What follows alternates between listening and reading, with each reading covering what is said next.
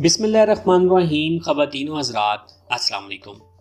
Russia اور Ukraine کی جنگ شروع ہونے کے بعد امریکہ اور اس کے اتحادی جن میں یورپی یونین، یوکے اور بالخصوص نیٹو کے ممالک شامل ہیں، انہوں نے رشیا پر اقتصادی و معاشی پابندیوں کی بھرمار کر رکھی ہے۔ اس لیے یہ ضروری ہے کہ ہمیں اس بات کا اندازہ ہو کہ ان پابندیوں سے کیا واقعی رشیا کو فرق پڑے گا یا نہیں۔ آپ کو آج کی ڈسکشن کے بعد یہ بھی اندازہ ہوگا کہ کیا رشیا نے اچانک سے جنگ کے لیے اعلان کیا یا اس نے اس سے پہلے مکمل تیاری کی ہوگی، اور اسے خوب پتہ ہوگا کہ پابندیوں کا زیادہ نقصان کسے ہو سکتا ہے۔ اس ویڈیو کو دیکھنے کے بعد آپ کو اندازہ ہوگا کہ رشیا اور یورپی یونین کے تجارتی تعلقات کتنے گہرے ہیں اور رشیا پہ پابندیوں سے یورپی یونین کو کتنا نقصان ہو سکتا ہے۔ ڈسکشن کو آگے بڑھانے سے پہلے اگر آپ نے ابھی تک ہمارا چینل سبسکرائب نہیں کیا سیک فار نالج، تو ضرور سبسکرائب کر دیں اور بیل کے آئیکن کو بھی پریس کر دیں، اور اگر آپ فیس بک سے ہمیں دیکھ رہے ہیں تو ہمارے پیج کو لائک کرنا نہ بھولیے گا۔ آئیے ہم آج آپ سے 2020 کی یورپی یونین کے ایک رپورٹ کے شمارہ جات کی بات کرتے ہیں۔ سب سے پہلے تو یہ جان لیں کہ یورپی یونین کی 2020 کی ایک رپورٹ کے مطابق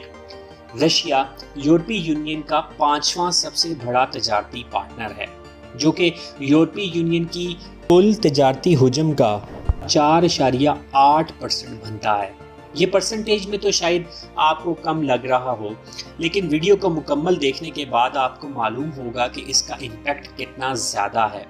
دوسری طرف رشیا اپنی ٹوٹل ایکسپورٹس کا 37.3% یورپی یونین کو ایکسپورٹ کرتا ہے، جس میں سب سے زیادہ حصہ پیٹرولیم مصنوعات کا ہے۔ اسی طرح رشیا کی یورپی یونین سے تقریباً 36.5% کی امپورٹس ہیں، اس کی ٹوٹل امپورٹس کا، یعنی کہ اگر وہ پوری دنیا سے 100% امپورٹ کرتا ہے تو اس کا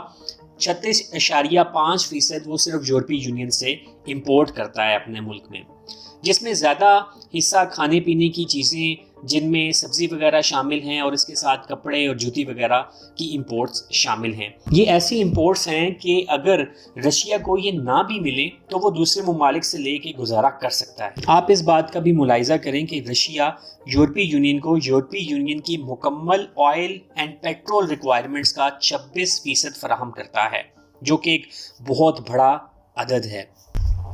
جبکہ اس کے ساتھ ساتھ رشیا یورپی یونین کو گیس بھی ایکسپورٹ کرتا ہے، جو کہ یورپی یونین کی کل گیس امپورٹ کا 40% ہے۔ یعنی اگر رشیا یورپی یونین کی گیس بند کر دے تو یورپی یونین کو بہت بڑا نقصان ہو سکتا ہے، اور دوسری طرف ظاہری بات ہے کہ رشیا کو بھی نقصان اٹھانا پڑے گا۔ دیکھیں، تجارت دو طرح کی ہوتی ہے، ایک سروسز کی اور ایک گڈز کی۔ سروسز سے مراد ہنر کی بنیاد پر کسی دوسرے سے یا ہنر یا کام کے بدلے پیسے لینا، جبکہ گڈز کی تجارت سے مراد سامان کو بیچنا ہوتا ہے۔ آپ آسان لفظوں میں یہ بھی سمجھ سکتے ہیں کہ جیسے ہمارے ملک میں فری لانسرز کام کرتے ہیں، تو یہ سروسز کے اندر آئے گا، جس کے اندر کسی قسم کا سامان کا لین دین نہیں ہو رہا، بلکہ ہنر کے بدلے آپ کسی دوسرے کو سروسز فراہم کر کے اس سے پیسے لے لیتے ہیں۔ اگر ہم 2020 میں رشیا اور یورپی یونین کے درمیان اگر سامان کی تجارت کے مکمل حجم کی بات کریں تو یہ تقریباً 174.3 بلین یورو بنتے ہیں، جبکہ اس میں سے یورپی یونین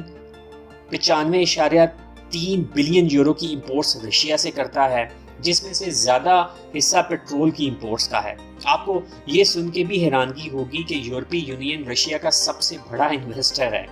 2019 کی یورپی یونین کی ایک رپورٹ کے مطابق یورپی یونین نے تقریباً 311.4 بلین یورو رشیا میں انویسٹ کر رکھے ہیں، جبکہ رشیا نے اس کے مقابلے میں 136 بلین یورو یورپ میں انویسٹ کر رکھے ہیں۔ اب اگر انٹرنیشنل ٹرانزیکشنز کے حوالے سے بات کریں، جیسا کہ سوئفٹ سے رشیا کو نکالا جا رہا ہے، تو اس کا امپیکٹ یورپی یونین پہ بھی آئے گا، کیونکہ یورپی یونین کے بہت سے انویسٹرز اپنی رقوم جو ہیں وہ رشیا سے یورپ واپس نہیں لے کے جا سکیں گے، اور اگر رشیا کی کرنسی روبل جو ہے اس کا ڈاؤن فال آئے گا تو اس کا امپیکٹ یورپی یونین کے انویسٹرز پہ بھی پڑے گا۔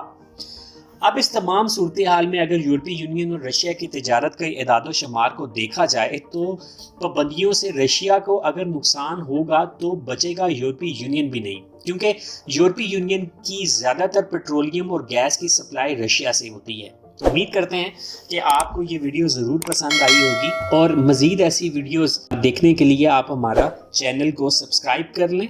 اور بیل کے آئیکن کو ضرور پریس کر دیں، اور فیس بک کے پیج کو بھی لائک کریں۔